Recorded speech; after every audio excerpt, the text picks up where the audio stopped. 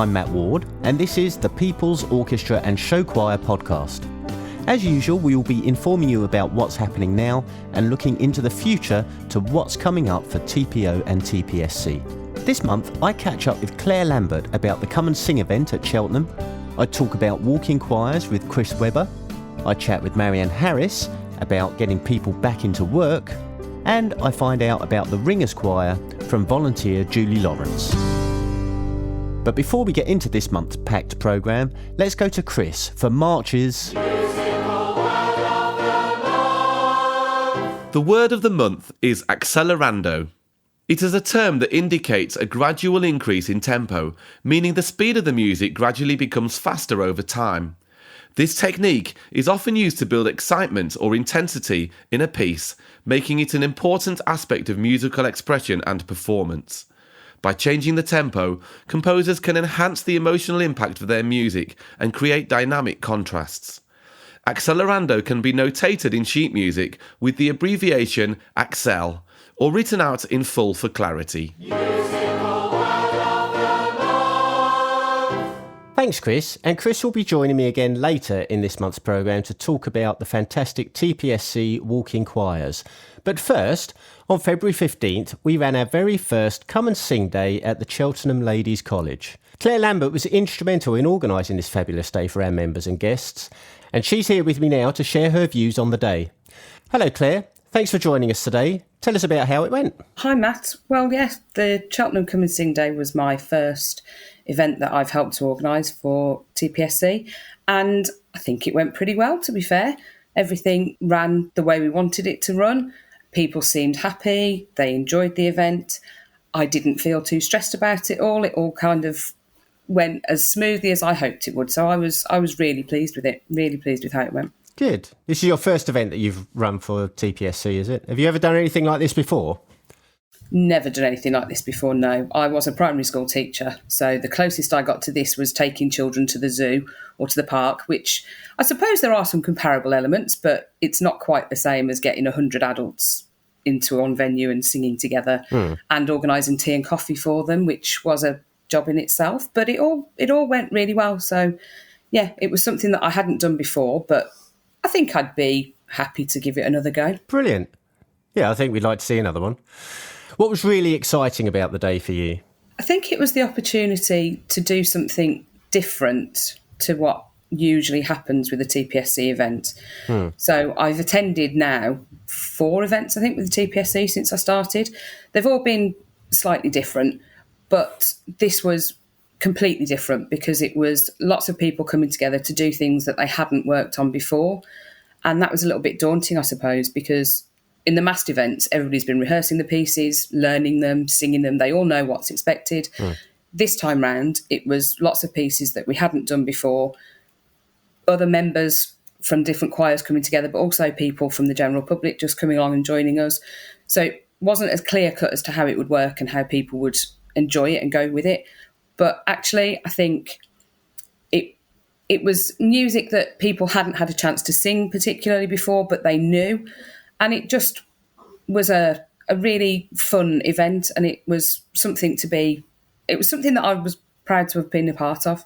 Well, thanks for joining us today, Claire.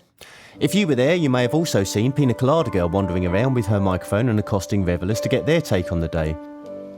People haven't stopped talking, laughing, smiling, eating, drinking, just having fun. And when we're told to stand up, we jump up, and when we wave our arms, we're told to wave our arms around, we do that too. So yeah, it's just great to be part of a team, and it's all inclusive. We've got people from all walks of life, and it's just fabulous. Yeah, so obviously today there's been, I don't know how many here, 80 or 100 even, but there's such a huge range of ages. There's youngsters here, older people, and everyone seems to love it and enjoying it, and they're probably making new friends today.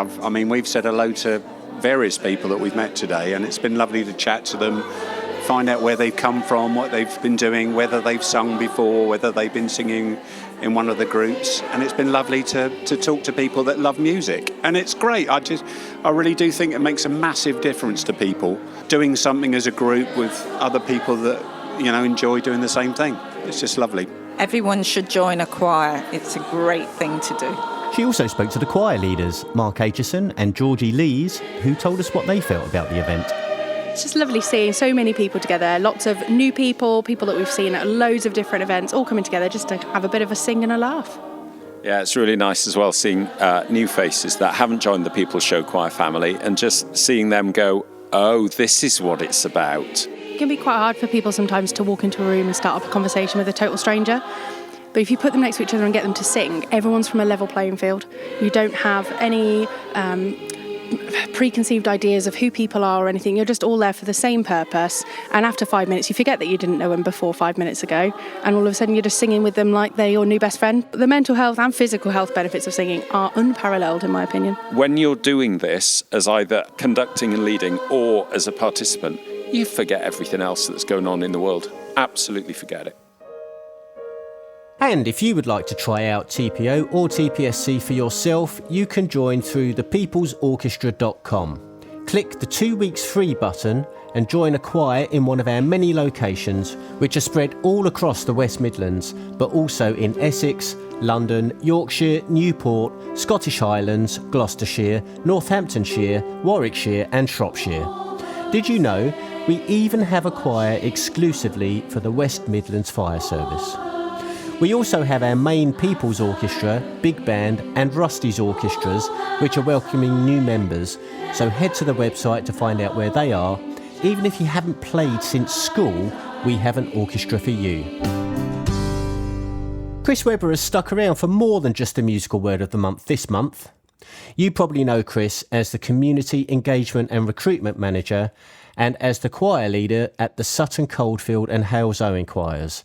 Were you at Cheltenham, Chris? I certainly was. How was it? It was absolutely brilliant. Really, really nice day. Claire did a fantastic job organising it. She's brilliant. And yeah, we had a really, really good time. Excellent. Now, you're here today to tell us about something totally different, the walking choirs, a completely free weekly session where singers can get their steps in and their songs out. So, Chris, you founded the walking choirs. Let's start with the big question. Where did this innovative idea come from? So the initial idea actually goes back a few years ago when my brother and I were in London. And as we were walking through central London, we heard a group of people that were being led by a person with a megaphone. And they were doing kind of army call and response things, a little bit like in the old movies like you see. Yeah. And they were having an absolutely fantastic time. And it was out in public. It was brilliant. Yeah. And it really made me start to think, how could we incorporate that into something a little bit more core or a little bit more structured? The reason why that interested me was because I've always been an advocate of the health benefits of singing. The mental and physical benefits are really well known. And also the health benefits to fitness, of course, are extremely well known. And I'd love to be an advocate of the health benefits of fitness. I'm probably more of an advocate of health benefits of singing. So I decided to put the idea across to our CEO and to look at how we could come up with a concept that could be more structured.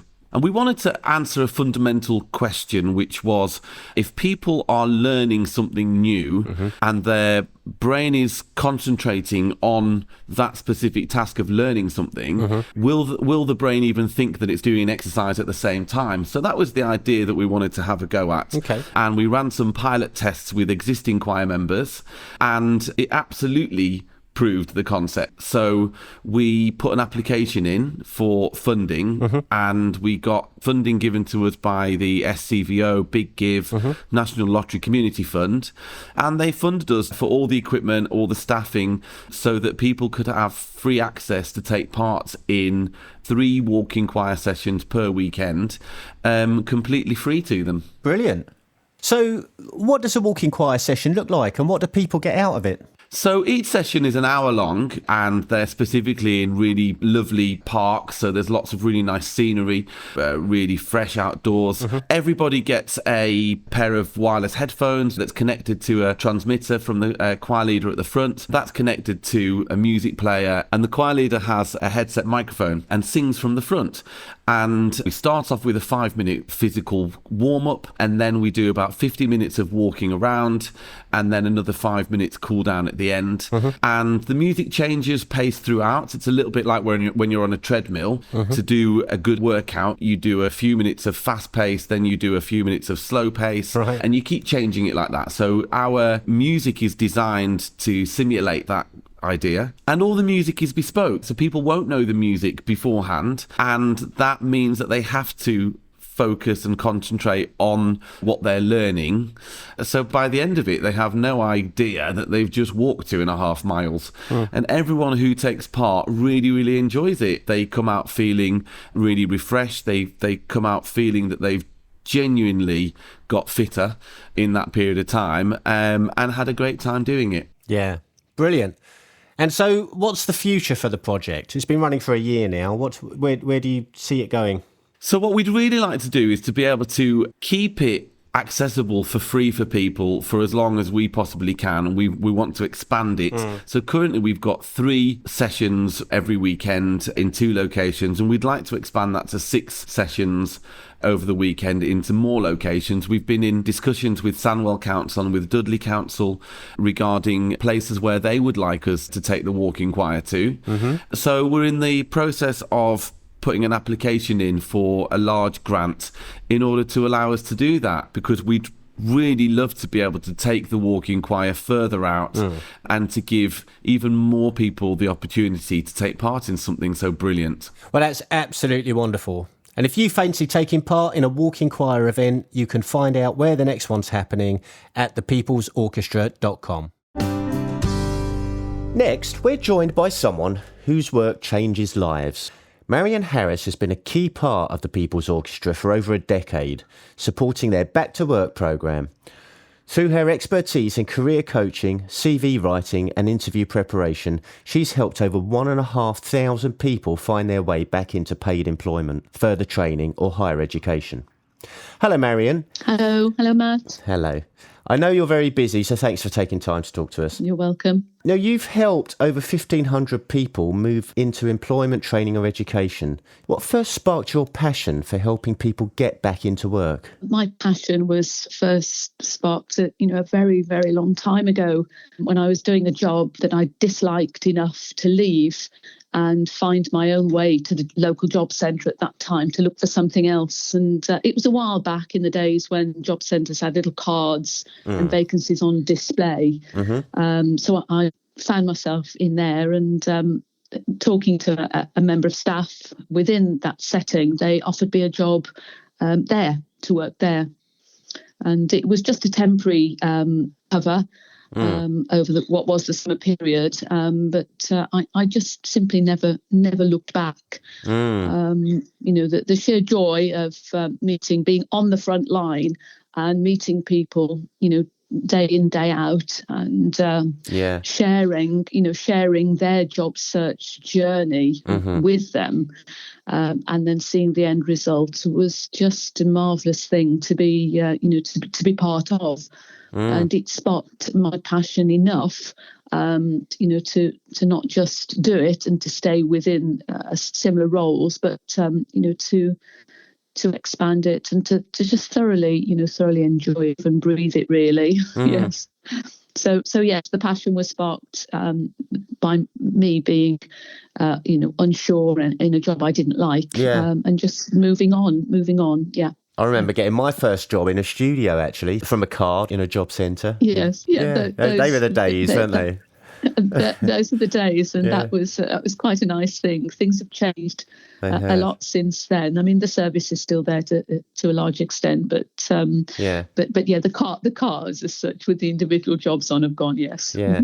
Can you share a success story that's really resonated with you? There have been a lot of them, and I've been privileged, to be part of a lot of them through the years. And I suppose one that resonates with me is, the support that we were able to give to an older person, an older lady in her 50s, who needed to change direction because of her health, and her doctor that she stopped doing the physical work that she was doing as a cleaner and actually look for something where she could sit down. And she was just completely, cast adrift with that message.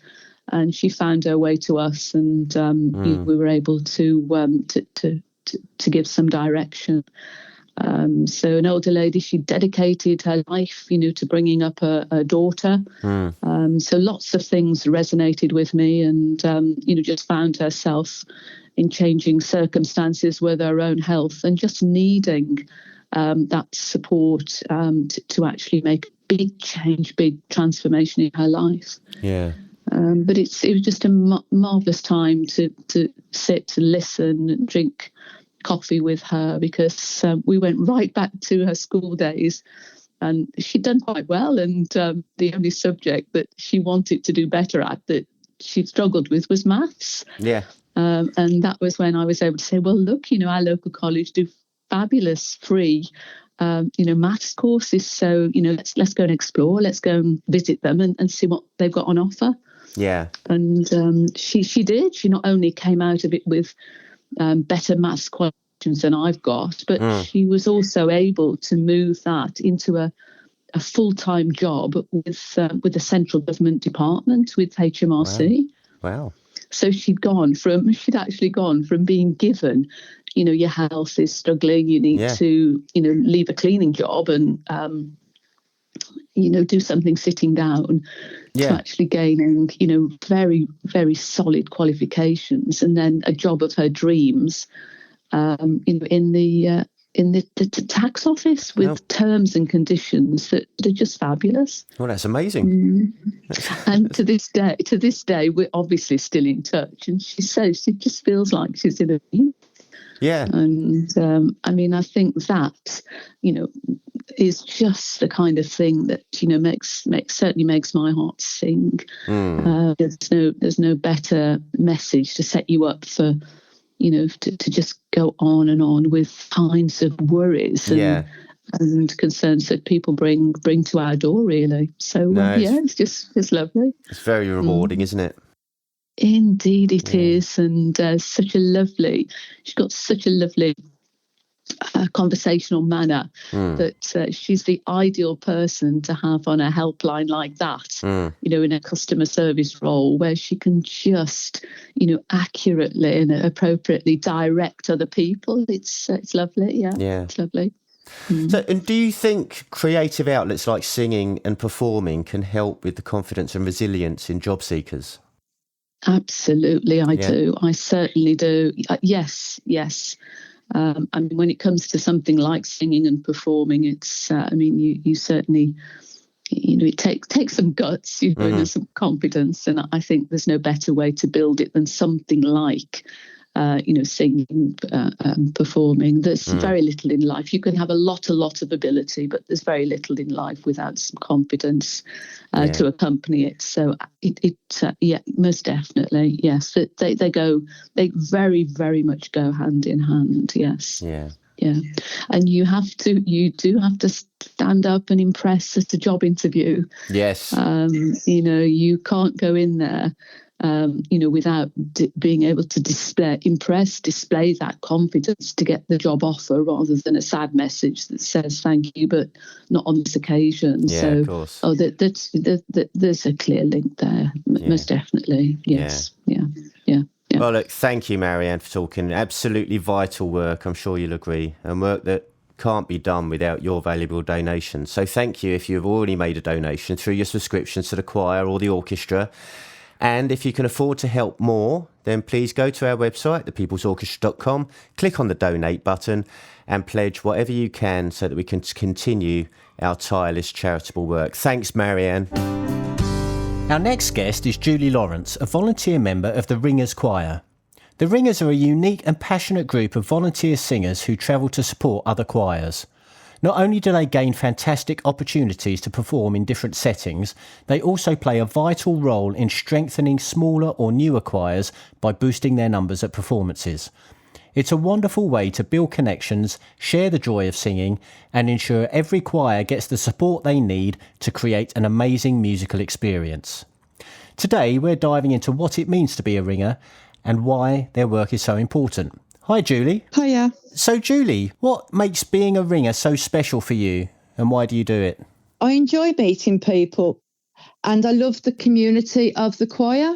And as a person who's disabled, I can't do a lot of things to help and support communities. But being a member of the Ringers Choir, I can help and support whoever we're singing for or the choirs that need that bit of support with their numbers. So how does it feel to walking into a choir that you've never sung with before? I feel with the People's Show Choir, when you walk into any choir, you got a warm welcome from the choir members because it's like a big family. So even though you're not part of their choir, they make you feel welcome. And so what's been your most memorable moment as a ringer so far? A couple of this last year have been special. When we sang for the Lord Mayor, which is something that we don't normally do, which was really nice.